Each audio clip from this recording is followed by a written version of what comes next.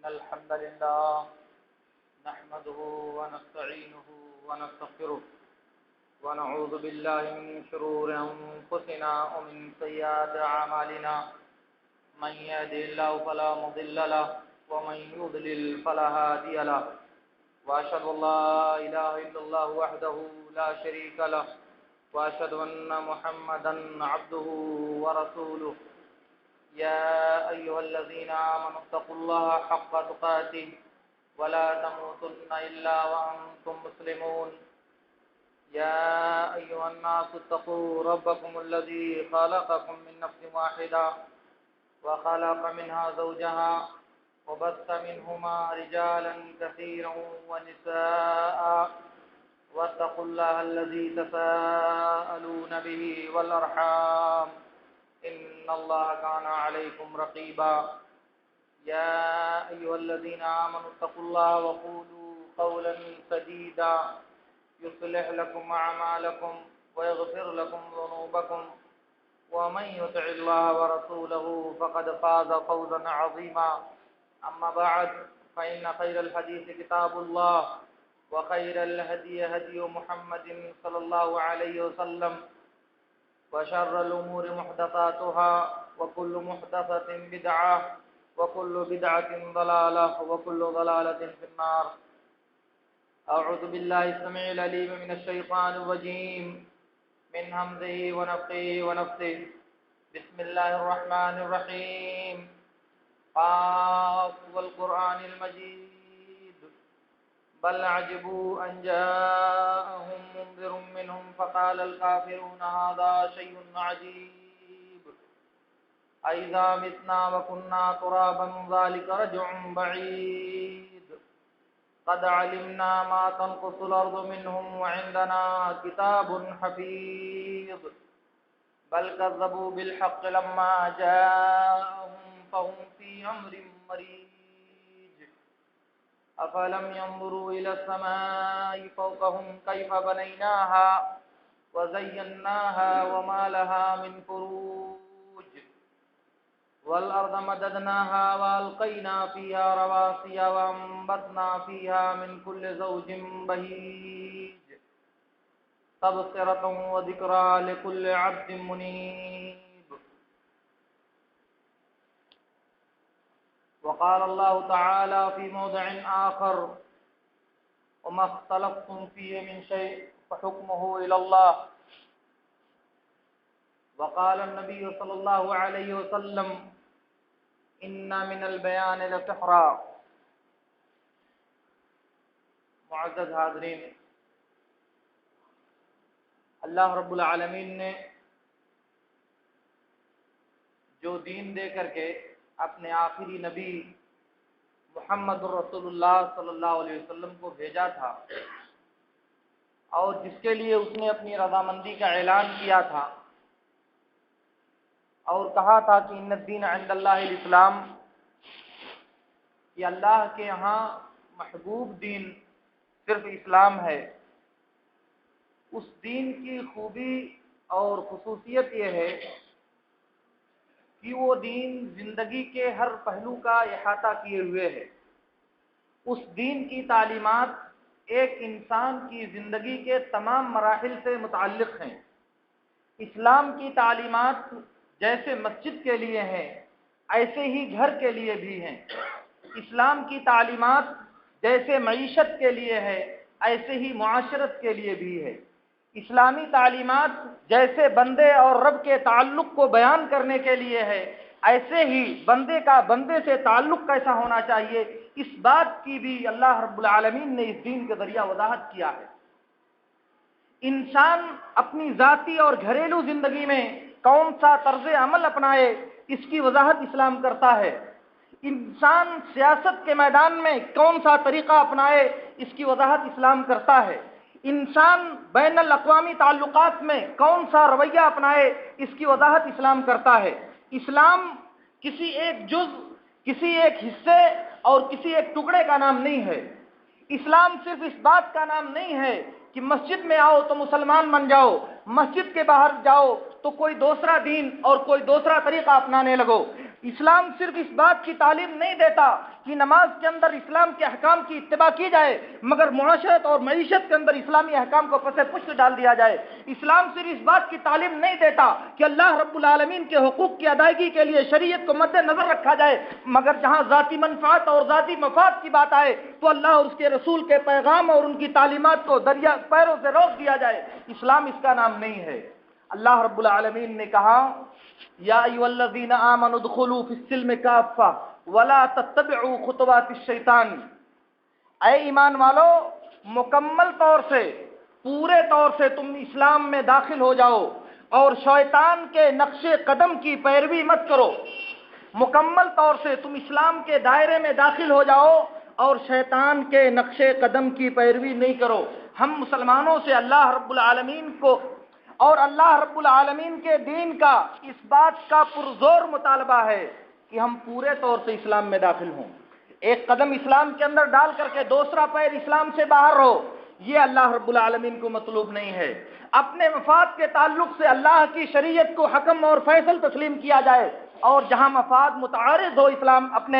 اپنے مفاد سے اسلامی حکم متعارض ہو، وہاں اسلامی حکم کو پیروں سے رونت دیا جائے۔ یہ اسلام کی شان ایک مسلمان کے ایمان کا تقاضا نہیں ہے۔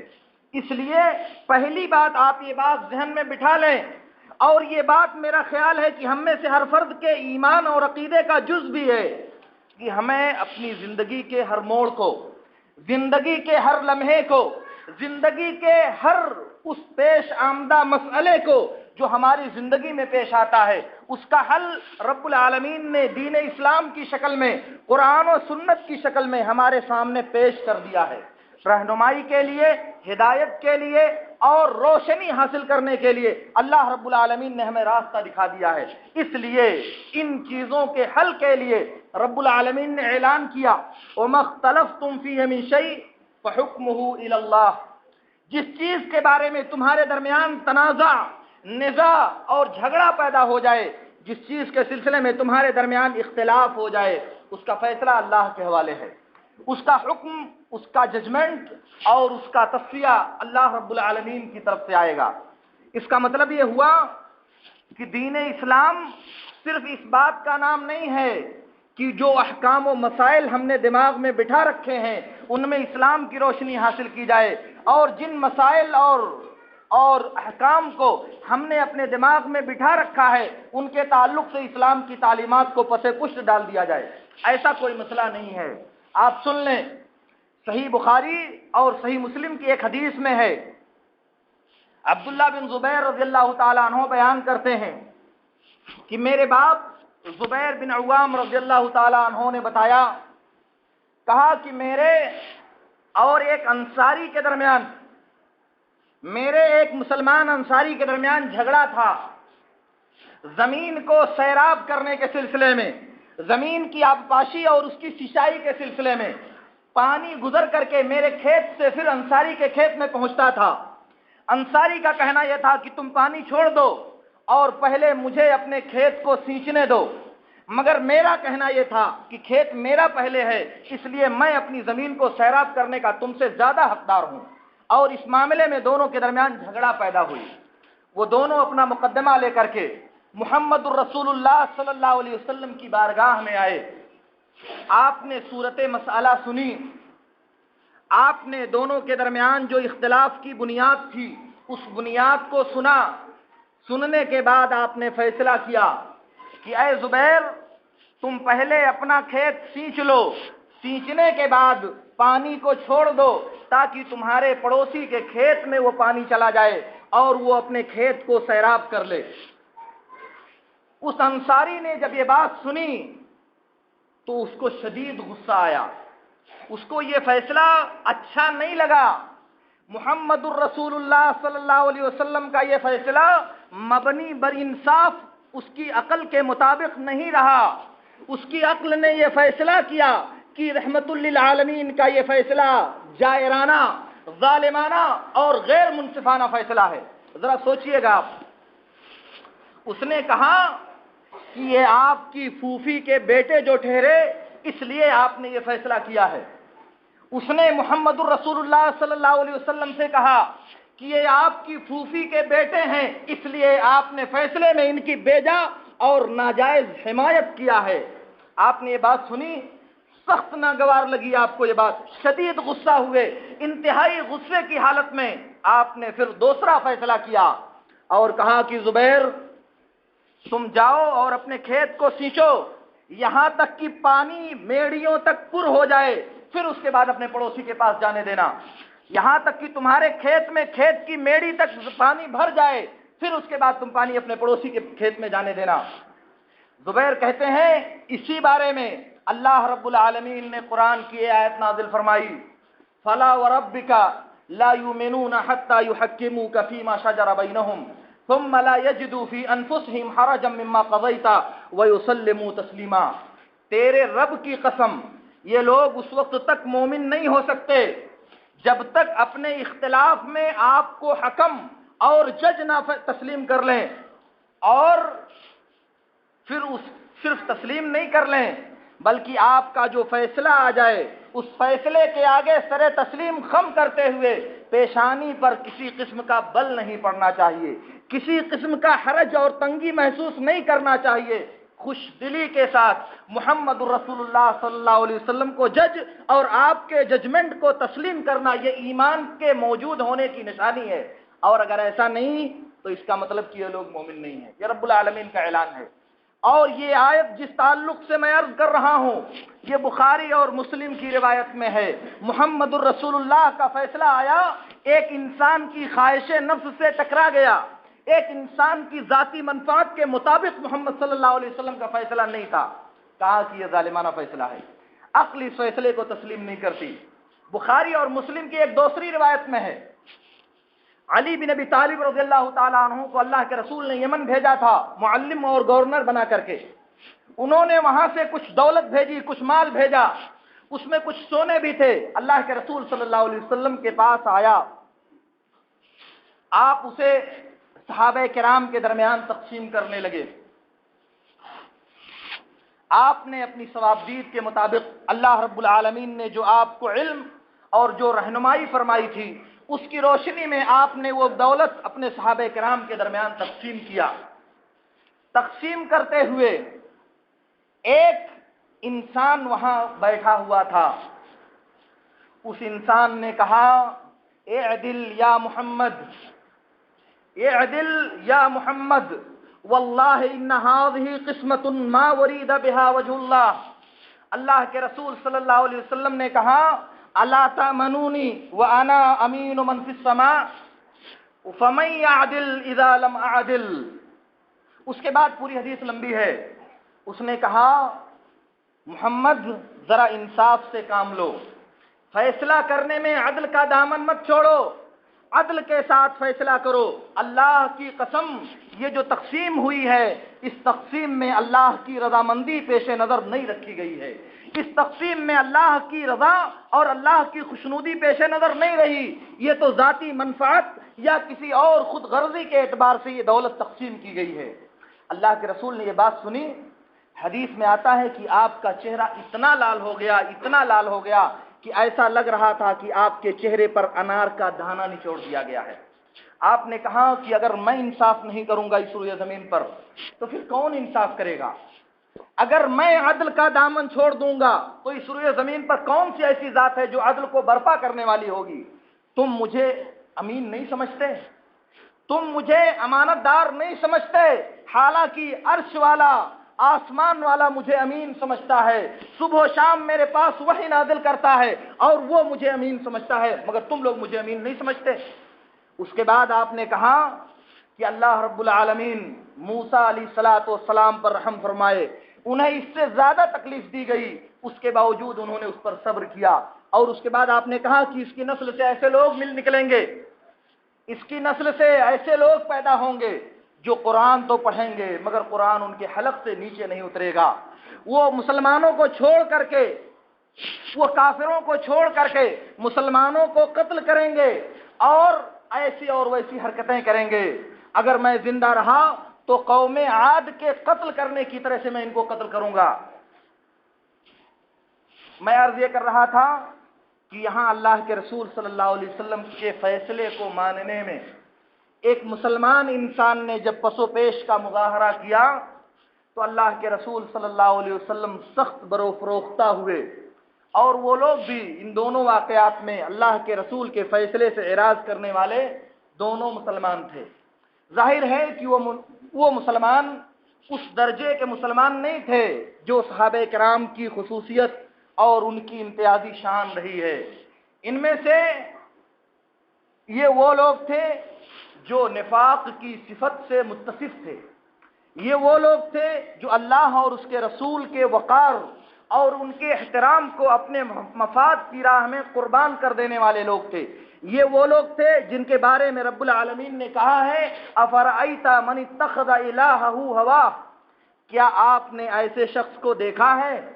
جس نے اپنی خواہشات کو اپنا معبود بنا لیا ہے۔ یہ وہ لوگ تھے جو اپنی خواہشات کی راہ میں رکاوٹ بننے والی ہر رکاوٹ کو ہر ممکن طریقے سے توڑنے کے لیے تیار رہتے ہیں، جو اپنے مفاد کی راہ میں اگر کوئی چیز روڑا بن رہی ہے تو اس روڑے کو ٹالنے کے لیے ہر ممکن حربہ استعمال کرنے پر اپنے آپ کو آمادہ کر لیتے ہیں۔ وہ حربہ جائز ہو، ناجائز ہو، حق ہو، باطل ہو، درست ہو، غیر درست ہو، ان کو اس سے کوئی مطلب نہیں، ان کو مطلب اپنے مفاد کے حصول سے ہے، اپنی غرض کو حاصل کرنے سے ہے۔ اس کے نتیجے میں نقصان کیا ہوگا، اس کا ثمرہ کیا غلط مرتب ہوگا، انہیں اس سے مطلب نہیں، انہیں اپنے مفاد سے مطلب ہے۔ ہماری خواہشات پوری ہونی چاہیے، ہماری غرض حاصل ہونی چاہیے، ہمارا مفاد طے ہونا چاہیے، اور بقیہ جائز ہوگا یا ناجائز ہوگا، غلط ہوگا یا صحیح ہوگا، حق ہوگا یا باطل ہوگا، سچ ہوگا یا جھوٹ ہوگا، انہیں اس سے کوئی زیادہ مطلب نہیں ہوتا۔ یہ وہ لوگ تھے جو اس زمانے میں نزول وحی کے زمانے میں اللہ کے رسول صلی اللہ علیہ وسلم کے ساتھ تعامل کرنے والے لوگ تھے۔ اب اگر یہ جو طرز عمل تاریخ کے ادوار میں ہمارے درمیان موجود رہا ہے، یہ جو طریقہ فکر ہے جو تاریخ کے مختلف ادوار میں امت مسلمہ کے اندر جراثیم بن کر یا کیڑا بن کر شبخون مارتا رہا ہے، وہ اگر کبھی پھر سر اٹھائے اور پھر کبھی یہ رویہ اپنانے کی کوشش کرے تو کیا اس میں یہ بات کہی جا سکتی ہے کہ یہ بات حق ہے، یہ بات سچ ہے؟ نہیں، زبان و بیان کی گرفت اور زبان و بیان کی مہارت اور اپنے قضیے کو مکمل طور سے یا اچھے انداز میں پیش کرنے کا ہنر، یہ حق کو باطل نہیں کر دیتا، باطل کو حق نہیں کر سکتا۔ حق وہ ہے جسے عرش والے نے حق قرار دیا ہے، باطل وہ ہے جسے عرش والے نے باطل قرار دیا ہے۔ ہم اور آپ چاہیں یا نہ چاہیں، ہمیں اور آپ کو پسند آئے یا نہ آئے، یہ اللہ رب العالمین کی طرف سے طے شدہ معاملہ ہے جس میں کسی تردد اور کسی قیل و قال کی گنجائش نہیں ہے۔ دوسری بات میں آپ سے یہ صاف کرنا چاہ رہا ہوں، آپ سن لیجئے گا، اللہ کے رسول صلی اللہ علیہ وسلم مکے کی سرزمین پر آئے اور مکے میں بہت سے ایسے اعمال رائج تھے، بہت سی عبادتیں رائج تھیں، بہت سے طریقے رائج تھے، اور عبادت کے بہت سے ایسے انداز رائج تھے جس کے بارے میں اس کے کرنے والوں کا اعتقاد یہ تھا کہ یہ دین ابراہیم کا جز ہے، یہ دین ابراہیمی کے مطابق ہے، ابراہیم علیہ السلام سے وراثت میں ملا ہوا دین کا یہ ایک حکم ہے۔ اور جب اس کی مخالفت کی گئی، جب اس کو غلط قرار دیا گیا تو لوگوں نے اس غلط بات کو چھوڑنے کے بجائے اسی حق کو غلط قرار دینے کی ناروا کوشش کیا اور کہا کہ باپ دادا کے زمانے سے ایسے ہی ہوتا چلا آیا ہے، یہ نئی بات آج ہم اس کو قبول نہیں کر سکتے۔ یہ بات آپ اس کو اس طرح سے سمجھ لیں، صحیح بخاری اور صحیح مسلم کی حدیث میں ہے، اللہ کے رسول صلی اللہ علیہ وسلم نے کہا کہ میں نے عمرو بن لحی خزائی کو جہنم کے اندر دیکھا کہ وہ جہنم کے اندر اپنی اتریاں گھسیٹ کر کے وہ اس میں گردش کر رہا ہے، ناچ رہا ہے، اس لیے کہ یہی وہ پہلا شخص ہے جس نے جانوروں کو بتوں کے نام پر چھوڑنے کا رواج اور سلسلہ شروع کیا، اور یہی وہ شخص ہے جس نے سرزمین عرب میں بتوں کی پرستش کو فروغ اور اس کا آغاز کیا۔ یہ عمرو بن لحی مکہ میں شام سے بت پرستی لے کر کے آیا اور مکہ میں بتوں کی عبادت کا سلسلہ شروع کروایا۔ شروع کرانے کا مطلب یہ ہوا کہ اس شروع کرنے سے پہلے مکے کے اندر بتوں کی پرستش کرنے کا سلسلہ موجود نہیں تھا۔ بتوں کی پوجا اور ان کو معبود بنانے کا تصور سرزمین مکہ میں موجود نہیں تھا، مگر جب محمد رسول اللہ صلی اللہ علیہ وسلم نے اعلان کیا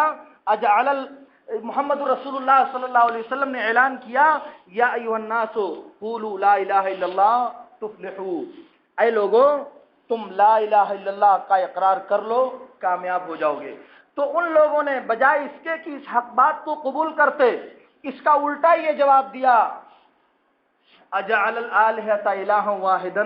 ان ھذا لشیء عجاب، ڈھیر سارے معبودوں کو صرف ایک معبود بنا دیا، یہ تو بڑی عجیب و غریب بات ہے، یہ نہیں ہونے والا ہے، اس لیے کہ انا وجدنا آباءنا علی امۃ وانا علی آثارہم مقتدون،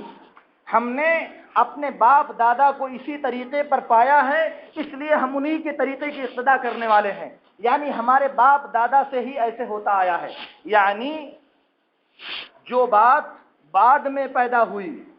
انسانی ذہنوں نے اسے کہا کہ یہ بات بہت پرانی ہے اور یہی حق ہے، اس لیے جو بات آپ نے پیش کیا ہے وہ بات ابھی نئی شروع کی جا رہی ہے، اس لیے یہ بات نئی ہونے کے ناطے ایک تو اس پرانے حق کے مخالف ہے، اور دوسرے یہ سچائی ہو بھی نہیں سکتی۔ کیوں نہیں ہو سکتی؟ اس لیے کہ اس میں فلاں رکاوٹیں ہیں، ان میں سب سے بڑی رکاوٹ یہ ہے کہ اگر اس دین کو آنا ہی تھا تو کسی بڑے انسان پر آنا چاہیے تھا، اگر اس قرآن کو نازل ہونا ہی تھا تو کسی سردار پر، کسی رئیس پر، کسی بہت بڑے آدمی پر نازل ہونا چاہیے تھا۔ وقالوا لولا انزل هذا القرآن على رجل من القريتين عظيم، مکہ اور طائف کے کسی سردار اور بڑے آدمی پر اس قرآن کو نازل ہونا چاہیے تھا، اور جب ایسا نہیں ہوا تو ہم آپ کی بات نہیں مانتے۔ یعنی آپ اس بات کو سمجھ لیجئے کہ حق کو ناپنے کا پیمانہ افراد، شخصیت اور کسی کی ذات نہیں ہے۔ حق وہ ہے جسے عرش والے نے حق کہا ہے، سچ وہ ہے جسے اسلام نے سچ باور کرایا ہے، اور باطل وہ ہے جسے اسلام نے باطل قرار دیا ہے، چاہے ہمارا مفاد اس سے پورا ہو اور چاہے پورا نہ ہو، ہماری عقل اس کو پسند کرے یا نہ کرے، ہمارا ضمیر اس کے لیے چاہے آمادہ ہو اور چاہے نہ آمادہ ہو، ہر دو صورتوں میں حق کا فیصلہ رب العالمین کی طرف سے ہو چکا ہے، اس میں کسی تغیر اور تبدیلی کی ضرورت نہ تھی، نہ ہے، اور نہ آئندہ کبھی پیش آنے والی ہے۔ اس لیے میری دوسری بات یہ ہے کہ جیسے انصاف اور عدل کا تقاضا یہ ہے کہ اللہ اور اس کے رسول کے حکم کو آخری اور سپریم ججمنٹ تصور کیا جائے، ان کے فیصلے کے سامنے اپنی تمام آراء، اپنی تمام چاہتوں اور اپنی تمام خواہشات کو ختم کر دیا جائے، ایسے ہی اس بات کا بھی ہم سے تقاضا اور مطالبہ ہے کہ اس حق کی شناخت کے لیے، اس حق کو پہچاننے کے لیے جو ترازو اپنایا جائے وہ ترازو شریعت سے ملنا چاہیے، وہ معیار شریعت سے ملنا چاہیے، وہ معیار زید اور بکر کی چاہت کے مطابق نہیں ہونا چاہیے، وہ معیار، وہ کسوٹی ہماری اپنی خواہشات کے مطابق ہو یا نہ ہو، مگر عرش والے کے حکم کے مطابق ہونا چاہیے۔ اور پھر تیسری بات یہ ہے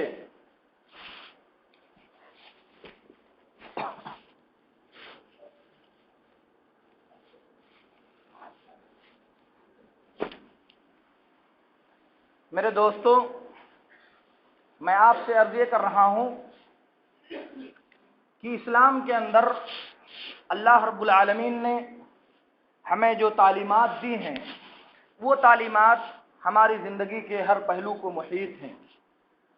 سماج میں ہمارا تعلق ایک دوسرے مسلمان کے ساتھ کیسے ہونا چاہیے، سوسائٹی میں ہمارا رویہ اپنے بھائی کے تئیں کیسا ہونا چاہیے، یہ چیزیں ہم میں سے ہر فرد کو معلوم ہیں۔ ہم میں سے ہر فرد یہ سمجھتا ہے کہ باہم عناد، باہمی دشمنی، باہمی حسد، باہمی لڑائی، باہمی جھگڑا، باہمی غیبت، باہمی چغلخوری، باہمی کینہ اور بغض رکھنا، یہ ساری چیزیں انسان کو جہنم میں پہنچانے والی چیزیں ہیں۔ یہ سارے اعمال انسان کی نیکیوں کو ختم کر کے اس کے اوپر برائی کو فرض کر کے جہنم کی راہ دکھانے والے ہیں، مگر اس کے باوجود یہ بات کیوں پیش آتی ہے، اس کے باوجود یہ بات کیوں برپا ہوتی ہے کہ انسان یہ سمجھتا ہے کہ میں فرشتہ ہوں اور میرے سامنے والا انسان شیطان ہے؟ یہ بات کیوں انسان فرض کر لیتا ہے کہ میں اللہ کی طرف سے نازل کیا گیا منتخب بندہ ہوں، لیکن میرے سامنے جو ہے وہ شیطان کا بندہ ہے؟ یہ آدمی کیوں سوچتا ہے؟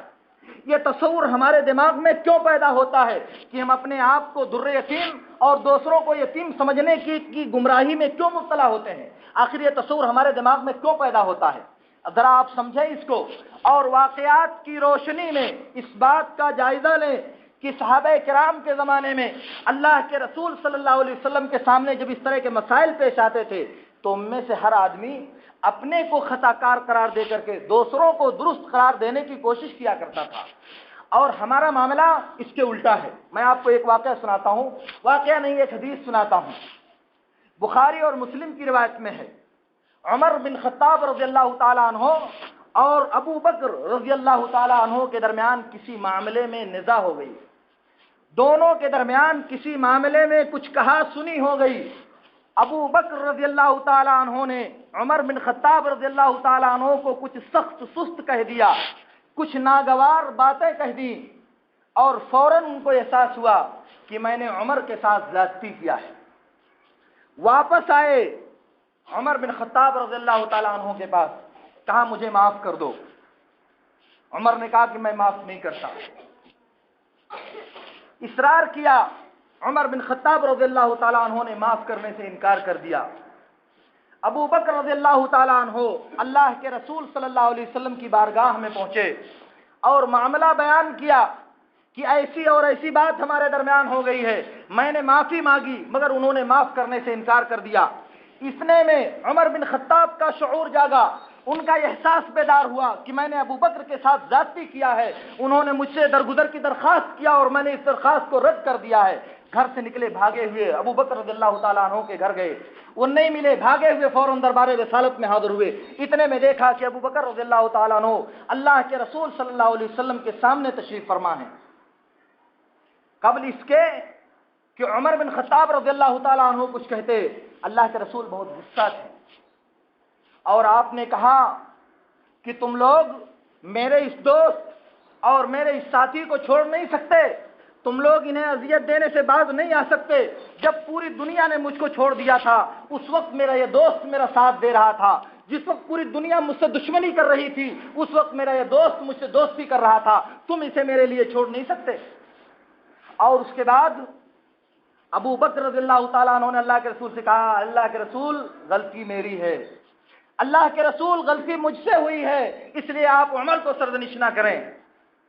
میرے عرض کرنے کا مطلب یہ ہے کہ ابو بکر رضی اللہ تعالیٰ عنہ کا احساس یہ ہے کہ میں نے زیادتی کی اپنے بھائی کے ساتھ، اس لیے مرنے سے پہلے اسی دنیا میں مجھے معافی مانگ کر کے اپنے گناہ کو ختم کر لینا چاہیے۔ عمر کو احساس یہ ہے کہ میں نے معافی نہ دے کر کے ابو بکر رضی اللہ تعالیٰ عنہ کی شان میں گستاخی کیا ہے، اس لیے اسی دنیا میں مجھے اس کا تدارک کر لینا چاہیے۔ جب ایمان دل میں جاگزی ہوتا ہے تب یہ جذبہ پیدا ہوتا ہے، اور جب اس کے الٹا ہوتا ہے تو ہم جیسے انسان اس روئے زمین پر پیدا ہوتے ہیں، ہم جیسے ناکارہ انسانوں کی ایک بھیڑ اس روئے زمین پر برپا ہو جاتی ہے جو اپنے آپ کو فرشتہ سمجھتے ہیں اور اپنے سامنے والوں کو شیطان یا اس سے بھی گیا گزرا انسان۔ آخر کیوں یہ تصور پیدا ہوتا ہے میرے دوستو؟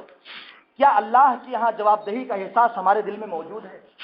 اللہ رب العالمین کی بارگاہ میں حاضری کا تصور ہمارے دماغ میں موجزن ہے؟ کیا ہمارے دل میں یہ اعتقاد پختہ ہے کہ یہ دنیا یہیں رہ جائے گی اور ہمیں مر کر کے اللہ کے سامنے تنہا کھڑے ہو کر کے اپنے تمام اعمال کا اللہ کے سامنے حساب دینا ہے؟ میرے دوستو، آج میں بڑے اطمینان کے ساتھ اور بہت بڑی ذمہ داری کے ساتھ آپ سے عرض کر رہا ہوں، اگر یہ عقیدہ آج ہمارے دل میں موجود ہوتا، اگر اللہ کے سامنے جواب دہی کا یہ تصور اگر ہمارے دل میں زندہ ہوتا، تو آج یہ جو صورتحال کی گھناؤنی حرکت اور یہ جو صورتحال کا انتہائی نازیبا پن سنائی دے رہا ہے ہرگز سنائی نہیں دیتا، ہرگز یہ بات کانوں میں نہیں پڑتی کہ ایک انسان دوسرے کے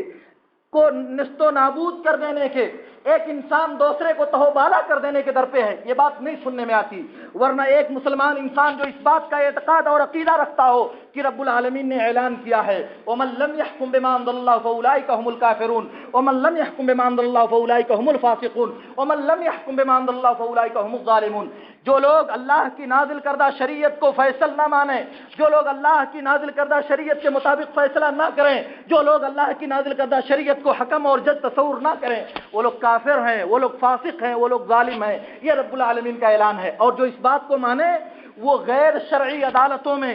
وہ ظالمانہ اور جائرانہ قانون اور قوانین کا سہارا لے کر کے اپنے بھائی کو تنگ کرنے کی بات نہیں سوچ سکتا، کبھی نہیں سوچ سکتا۔ کیوں؟ اس لیے کہ یہ دنیا ہمارے ساتھ نہیں جائے گی، یہ دنیا بڑی بے وفا دنیا ہے۔ اس دنیا نے تو رحمت للعالمین محمد الرسول اللہ صلی اللہ علیہ وسلم کے ساتھ وفاداری نہیں کیا، اس دنیا نے تو ان لوگوں کے ساتھ وفاداری نہیں کیا جنہوں نے اس دنیا کے لیے اپنا سب کچھ قربان کر دیا۔ فرعون و حامان جیسے انسانوں کو اس دنیا نے نہیں معاف کیا، تو ہماری اور آپ کی کیا وقت ہے؟ وقت کے جبابرہ،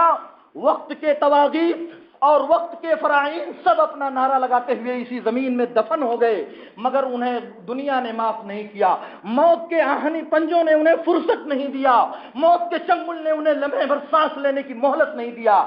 مگر ہمارا تصور یہ ہے کہ ہمیں مرنا نہیں ہے، ہمارا اعتقاد یہ ہے کہ یہ دنیا ہمیں ہمیشہ زندہ رہنے دے گی، یہ دنیا ہماری دوست ہے، اسی لیے اس دنیا کے ناطے ہم اپنے ایمان کا سودا کرنے پر آمادہ رہتے ہیں، اسی لیے اس دنیا کے ناطے ہم اپنے ضمیر اور اپنے دین کو بیچنے کے لیے آمادہ رہتے ہیں، اسی دنیا کے ناطے اگر یہ تصور دماغ میں بیٹھ جائے، اگر یہ عقیدہ دل میں موجزن ہو جائے کہ یہ دنیا بے وفا ہے، یہ دنیا ہمارا ساتھ دینے والی نہیں ہے، یہ دنیا کبھی ہمارے ساتھ وفاداری کرنے کا دم نہیں بھر سکتی، تو ظاہر ہے کہ ایک انسان، وہ بھی دانش مند انسان جسے اللہ نے عقل و بینش کی دولت سے نوازا ہو، وہ کیسے یہ قدم اٹھا سکتا ہے؟ وہ کیسے ان باتوں کی حرکت کر سکتا ہے؟ ظاہر ہے یہ بات ہمارے اپنے ضمیر سے پوچھنے کی ہے، یہ بات ہمارے اپنے ضمیر سے امتحان لینے کی ہے، یہ بات ہمارے اپنے ایمان کو پرکھنے اور اسے ٹٹولنے کی ہے۔ وقت میرا ساتھ نہیں دیتا، بات میری لمبی ہو گئی، میں انہی باتوں کے ساتھ آپ سے رخصت ہونا چاہتا ہوں۔ میری پہلی بات یہ ہے میرے دوستو کہ یہ دنیا جس میں ہم اور آپ سانس لے رہے ہیں، ہم نے اس میں اسلام کا کلمہ پڑھا ہے، ہم اپنے آپ کو مسلمان کہتے ہیں، اس کا تقاضا یہ ہے کہ ہماری زندگی میں اسلام کی جلوہ نمائی ہو، اس کا ہم سے مطالبہ یہ ہے کہ ہماری زندگی میں اسلامی حکم کی اور اسلامی شریعت کی فرما روائی پائی جائے، ہماری جذبات پر، ہماری خواہشات پر، ہماری انانیت پر، ہمارے مفاد پر، ہماری تمام چیزوں پر اسلام کی مضبوط گرفت ہونی چاہیے، اسی کی روشنی میں ہمیں ڈھلنا اور اسی کی روشنی میں ہمیں چلنا اور بیٹھنا چاہیے۔ اور پھر دوسری بات یہ ہے کہ یہ پہچاننے کا طریقہ، سچائی کو ناپنے کا طریقہ، حق کو پرکھنے کا معیار صرف اور صرف اسلامی شریعت ہے۔ ہمارا اور آپ کا مفاد اس کے لیے معیار نہیں ہے، کیونکہ مفادات کا ٹکراؤ، خواہشات کا تعارض اور اپنے اغراض کا ٹکراؤ ایک طبعی چیز ہے، ہمیشہ موجود رہے گا، اس لیے وہ کبھی معیار نہیں بن سکتے۔ معیار صرف اللہ کی کتاب اور نبی صلی اللہ علیہ وسلم کی سنت ہے، جس میں طے کر دیا گیا ہے کہ حق کیا ہے اور باطل کیا ہے۔ اس لیے اللہ رب العالمین سے میری دعا ہے کہ اللہ رب العالمین ہمیں ان باتوں کی توفیق عطا فرمائے۔ وآخر دعوانا ان الحمد للہ رب العالمین۔ اقول لكم ما تسمعون واستغفر الله لي ولكم فاستغفروه انه هو الغفور الرحيم۔ عباد الله قوموا الى الصلاة۔